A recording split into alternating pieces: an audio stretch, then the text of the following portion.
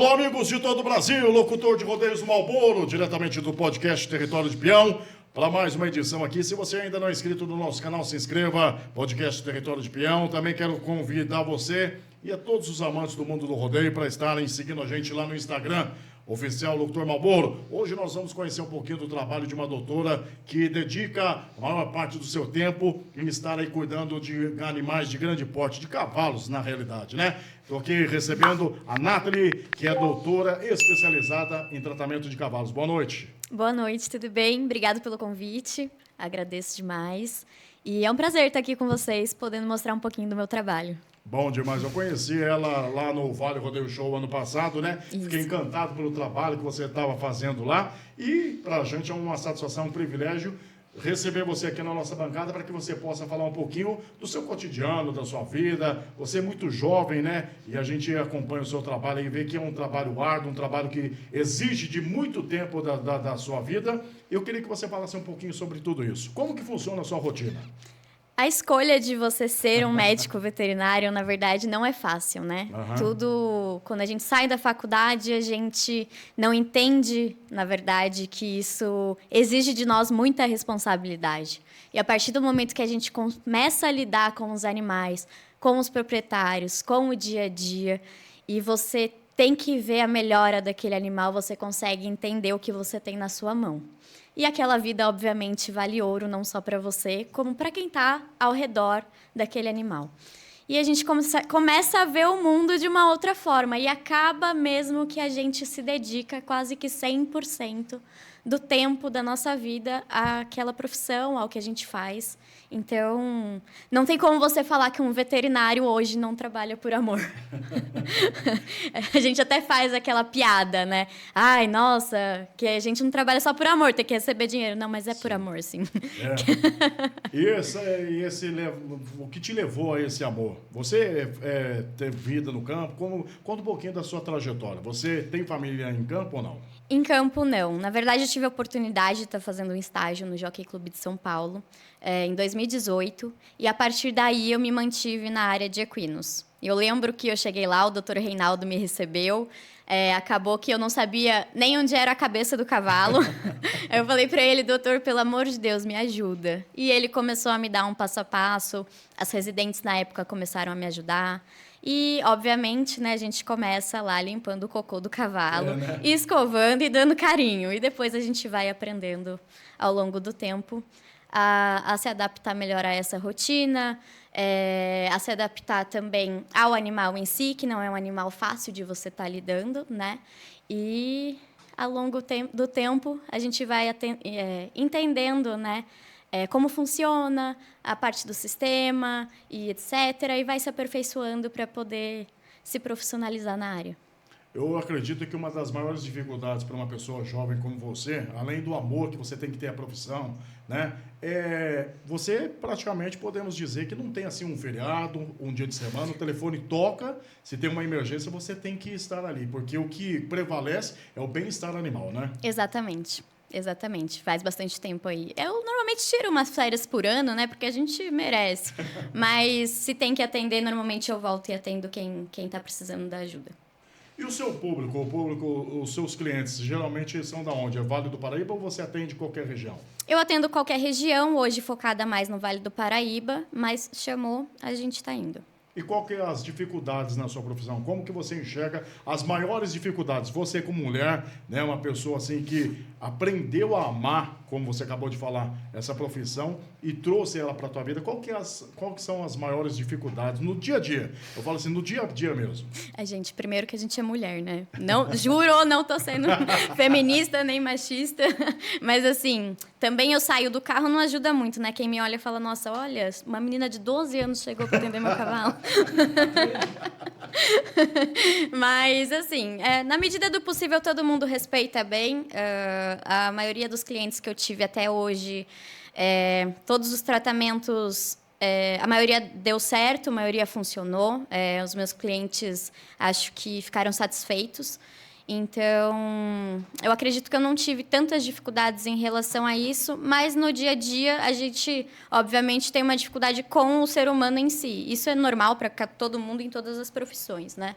Mas o mais difícil mesmo é quando a gente passa um protocolo de um atendimento e a pessoa não segue. E aí acaba que vira culpa do veterinário que a pessoa não seguiu esse protocolo. Mas, de qualquer forma, nós que somos os médicos e receitamos e recomendamos, a gente sabe que isso acontece. Eu acho que assim, a sua profissão ela vai muito além do ato. A informação, o cuidado, o pós. Sim. Mas, se, por exemplo, por algum motivo, o seu cliente ele não segue ali rigorosamente o que você passou para ele, aí foge da sua arcada as responsabilidades. Né? Exatamente. Foge da gente e o veterinário ele pode escolher também passar o caso para outro veterinário, né? Você não pode deixar o animal sem o cuidado, mas você pode também escolher sair de campo. Tá certo. Isso aí é uma escolha que, às vezes, o profissional ele tem, às vezes, que virar as costas, mesmo amando, né? Mesmo amando e mesmo querendo cuidar. Porque não foge, não é... Exatamente, né? Nós temos leis também dentro da nossa profissão, as quais a gente segue um regimento. Então, nós também temos que ter cuidado com isso, porque a gente é a favor do bem-estar. A partir do momento que vira maus tratos, a gente tem que saber também como lidar com essa situação. Você tocou no assunto que eu queria que você tocasse. Nós que vivemos o rodeio, nós que amamos o rodeio, nós que trabalhamos dentro do rodeio. Eu, quando comecei no rodeio, eu não pensava nem em nascer, minha filha. Mas é o que a gente fala. Todo ano são as mesmas dificuldades. Se não são as dificuldades do tempo, é a dificuldade das ONGs. Como que você, como profissional que ama, que respira tudo isso, vê essas barreiras que as ONGs ou pessoas más informadas têm sobre o nosso rodeio, e como que você enxerga daqui para frente, qual que é a sua visão sobre os eventos sequestres e os rodeios e as feiras aqui no nosso Vale do Paraíba? Eu acredito que o animal, ele tendo uma saúde e um bem-estar, e obviamente estando dentro dos termos, né, para estar adentrando ao local e estar participando dos eventos, tudo bem. E aí, obviamente, né, só instruir as pessoas para que esse bem-estar seja realizado durante todo o evento. Você, como um amante do rodeio, como que você está enxergando esse caminho que o rodeio no Vale do Paraíba está tomando? Nós, como eu falei, se conhecemos o ano passado no Vale Rodeio Show, que depois de 24 anos voltou a ter o Vale Rodeio Show, né, num trabalho fantástico e magnífico do Zé Carlos Nunes e toda a direção do Vale Rodeio. Tive o privilégio de te conhecer lá, ver o seu trabalho de perto, e outras cidades aqui do Vale estão abrindo espaço, estão aí quebrando barreiras para que o rodeio volte. Como que você enxerga isso? Eu acredito que quem está trabalhando nisso está trabalhando muito bem, né? Os trabalhos que vêm sendo feitos têm tido um ótimo resultado. Você tendo veterinários responsáveis no local, cuidando dos animais, de quem está competindo e de todas as leis que são colocadas como meta, né, nesses eventos, eu vejo como uma coisa muito boa. É uma cultura, né? E essa cultura nunca vai acabar. Tá certo. Qual que é a maior dificuldade que você encontra numa situação de emergência, onde, infelizmente, não tem o que ser feito? O animal tem que ser sacrificado. Acredito que você já possa ter passado por uma situação dessa. É a situação de ver que, mesmo com tanto trabalho, com tanto empenho, não tem o que se faça? É a dor do animal ou é a dor do proprietário? A dor do proprietário. Porque você sofre junto, né? Acaba sendo, assim, entre aspas, uma mãe naquele momento. Eu sofro junto com o proprietário, porque eu sei a dor que é da perda de um animal que a gente ama. Mas eu não sofro pelo animal, porque eu sei que é a melhor opção para ele. E, nesse caso, tem que agir com a razão ao invés de com o coração, né? Você tem que agir com segurança. Tá certo. Com segurança. Acho que antes de razão e qualquer outra coisa. Você tem que estar muito certo do que você está fazendo, porque é uma vida que a gente tem a liberdade de estar escolhendo se ela continua em sofrimento ou se a gente vai poder dar descanso para esse animal. E a felicidade de ver um novo potro nascendo? Ah, gente, isso é incrível, né? Não tem como definir esse sentimento. É incrível, é incrível. É muito bonito. Bacana demais. Queria que você falasse um pouquinho agora sobre a parte técnica. Quando um animal sofre algum tipo de lesão, vamos falar assim, de uma forma assim, como... Eu sou leigo, quero que você fale para muitas pessoas que também possam ter essa curiosidade. Como que funciona o procedimento, por exemplo, se um animal tem algum tipo de machucadura nas patas, por alguma prova, por alguma situação no campo? Você chega lá, você vê a gravidade da situação. Qual que é o procedimento? Tá, a gente tem vários tipos, né, de feridas e pode ser fraturas também, podem estar envolvidas e depende do ambiente também. Depende se esse animal ele é vacinado, se ele não é vacinado. Então, um animal com ferimento a campo, normalmente a gente já faz antitetânica, né, para poder não ter o caso do tétano. Já entramos com antibiótico, com anti-inflamatório, é realizada toda a limpeza da ferida, se necessário, realizado sutura e é fechado com matadura para poder prevenir as fontes de infecções. E se você tem um animal em prova, você tem que saber o que você faz, porque tem provas que tem doping. Então, não são todas as provas que a gente consegue medicar os animais. Então, tem que tomar muito cuidado em relação a isso com os animais em prova. Bacana demais. E o tempo de preparo para um animal estar voltando a atuar em provas vai de caso para caso, né? Vai de caso para caso, exatamente. Bacana. Queria que você falasse um pouquinho agora. Você tem animais? Fora, como é que chama o cachorrinho? Fora Lola. A Lola. Lola gaúcha. A Lola já deve dar um trabalho, né? É um sucesso na internet mesmo. Ela tá sempre acompanhando você. Realmente, essa daí é uma guerreira, né? Ela veio lá da enchente do Rio Grande do Sul. Não podia perder a oportunidade de falar dela, né? Olha aí. E é uma guerreira que veio pra cá. Hoje tem uma vida de rainha. Eu vejo, eu acompanho o seu trabalho, acompanho o amor, a gente pode sentir do outro lado essa conexão entre o tutor e também o animal, né? Sim. Eu acredito que muito da sua profissão é isso, é amor, é sentimento, é ação, é também a experiência, mas principalmente que nem você falou, você teve um ato muito bonito de estar trazendo esse animalzinho, cuidando dela tão bem, e é uma febre, né? Eu tenho certeza que aqui já bate a saudade também. Já, com certeza. E ela tá comigo na maioria dos meus atendimentos, somente em atendimentos emergenciais que eu evito levá-la, porque eu nunca sei o que eu vou encontrar, também não coloco ela em risco. Tá certo. Bom, quero falar para você se inscrever aqui no nosso canal no YouTube, se inscreve aqui, ative o sininho e também já fazer um convite especial para você estar seguindo a gente no Instagram, oficial Locutor Marlboro. Nós vamos agora para um breve intervalo comercial, daqui a pouquinho a gente volta com a doutora falando de tudo isso que ela vive e vivencia todos os dias com seus animais. Fala pessoal de Caçapava, São José dos Campos, todo mundo que ouve o programa Território de Peão do nosso amigo Marlboro. Tô com ele aqui, fala Marlboro. Estamos em cima da pinta, obrigado pela visita aí, a satisfação é grande. E tamo aí, parabéns pelo programa, hein? Bom demais, quero falar da satisfação, do privilégio de receber você aqui no nosso Vale do Paraíba, esse Vale do Paraíba que tanto te ama, mulher. E a satisfação de ter você aqui no nosso programa aqui, o Território de Peão. Pensa no programa bom. É isso aí, Território de Peão, pensa no programa bom com o nosso amigo Marlboro. Eu tenho uma história muito gostosa aqui no Vale do Paraíba. Eu venho aqui desde 1998, de grandes eventos que aqui aconteciam. E agora, com a volta de várias cidades na região inteira, vamos ter muito rodeio ainda. Valeu, um abraço, valeu, Marlboro. Bom demais. Território de Peão, ô que é bom. De volta aqui com o Território de Peão, esse programa que nasceu no intuito de fomentar o esporte chamado rodeio e também conectar você ao mundo do rodeio. Para você, mais uma vez eu quero agradecer pela disponibilidade de você todas as semanas estar compartilhando os assuntos polêmicos, os assuntos de informação e principalmente te colocando e te conectando ao mundo do rodeio. Ô, doutora, eu quero te presentear aqui com um kit da Toro Louco, que é o nosso patrocinador oficial, é um suco energético. Para você que diariamente aí tem um trabalho árduo, né?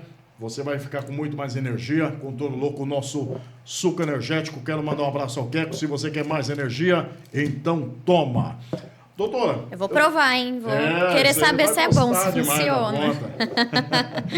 É o seguinte, recentemente teve aí um caso, né? Onde que teve uma intoxicação dos cavalos. Queria que você falasse sobre isso que aconteceu na ração, né? Como que você enxerga isso e como que você pode passar para a gente algum tipo de informação com o seu olhar como doutora, né? Bom, primeiramente eu sinto muito por todos os proprietários que passaram, né, por essa situação, por todos os animais que sofreram também com isso. E é um tópico muito triste, realmente, mas como médica veterinária a gente tem que falar um pouquinho sobre isso. Sim. Então eu tive em torno de 6 animais que eu atendi aqui no Vale do Paraíba, sendo que teve a morte de 10, Nossa. que eu acompanhei. E, infelizmente, é uma coisa que nós, veterinários, não temos como controlar, né? Então, o nosso tratamento é um tratamento preventivo, paliativo, que nem sempre vai dar o resultado esperado. E nós temos animais sofrendo com a questão da intoxicação tardiamente. Então, tem animais que pararam de consumir a ração durante 1-2 meses atrás e estão vindo a desenvolver os sinais clínicos e as manifestações também sistêmicas agora. Infelizmente. É uma coisa que a gente até fica chateado de falar, mas o podcast ele nasceu para isso, né? Para estar defendendo a cultura do nosso rodeio e também abrindo espaço para que nós possamos aí debater assuntos polêmicos e principalmente levar informação. É uma coisa muito triste, né? Muito triste. Esse cenário que a gente vivenciou recentemente. Mas eu queria que você falasse também sobre a preparação dos animais para as provas. Provas de 3 tambores, as provas equestres, enfim. Queria que você falasse um pouquinho sobre esse meio, como que funciona e tudo que você puder falar a respeito disso. Como que funciona um potro? Com quanto tempo ele começa, ele está apto a estar treinando para as provas? Depende muito do esporte, né? No tambor, hoje, a gente começa a iniciar de 2 anos e meio a 3 anos no animal. E na corrida é diferente. Então, na corrida, um potro de 2 anos, ele já está correndo, já está competindo. Normalmente, animais são aposentados muito cedo. Com quanto tempo? Normalmente, com 3 anos, 3, 4 anos, esses animais já são aposentados. Porque eles começam muito cedo no esporte. E acaba que as lesões são maiores, né? Devido a idade do animal e ao esforço por conta do esporte. E a parte nutricional para um atleta como esse, como que funciona? Esses animais, eles têm suplementação, eles têm ração de alta proteína, né? Eles também fazem o uso de aveia também para conseguir aumentar a energia. E isso na corrida, né? O quarto de milha, no tambor, ele tem uma alimentação também que envolve o feno, a alfafa, a ração, uma porcentagem boa também. Mas ele tem mais a parte de suplementação em si. Então, o pessoal da Red Cell, da Emolitan, da ProSpeed, não sei o quê, né? Ele enche soro vitaminado, vitamina B12, não sei o quê, para poder ter resultado em prova. Esses tipos de atletas, ele tem um acompanhamento médico veterinário com mais frequência? Como que funciona? Sim, sim. Normalmente, esses animais, eles têm um plano mensal com o médico veterinário. Sim. Então, pelo menos uma vez na semana ou a cada 15 dias, eles têm esse acompanhamento. E para quem se interessar no seu trabalho, te acha onde? Qual que é a sua plataforma digital? Minha plataforma hoje é o @GallertHorseClinic, né? Lá eu trabalho com atendimento emergencial. A minha especialidade hoje é atendimento de cólica. E a gente também tem uma farmácia 24 horas, chama Farmaequi. Então, todo mundo que precisar na região de remédio, a gente está 24 horas disponível para atender. Você é atendimento especializado hoje em cólica, é isso? Em cólica. Explica para o nosso público um pouquinho como é que funciona. O que é essa cólica do animal, do cavalo? A gente fala assim, né? A tal da dor de barriga. É, né? Então... O que ocasiona, o que faz isso, o animal ter esse tipo de... Tá, normalmente um manejo alimentar incorreto, né? Aquela pessoa que dá silo, que dá uma quantidade de ração muito grande, ou alterações climáticas, como o frio. Na época do frio, os animais eles ingerem menos água. Questão de vermifugação também.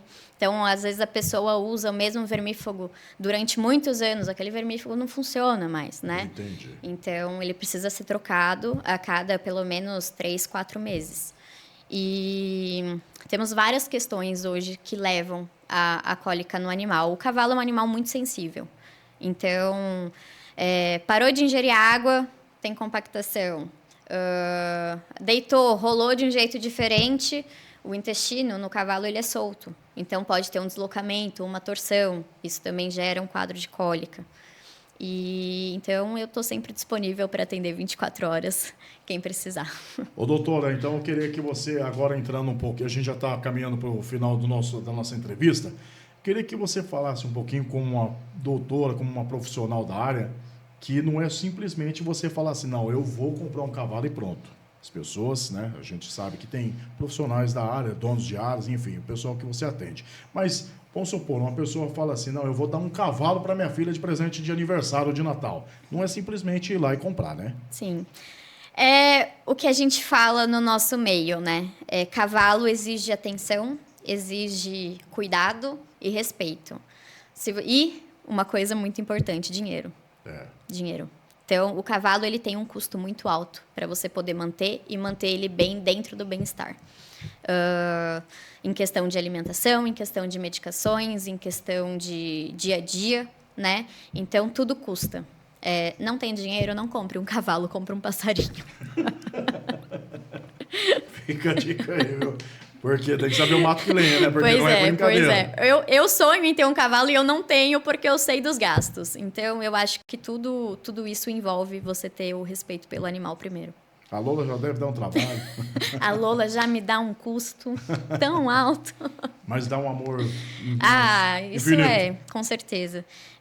Eu sei que tem muitas pessoas que adotam, né, que ganham e tentam cuidar da forma que podem. E a gente encaixa o nosso atendimento ao dia a dia e essa rotina que o animal tem.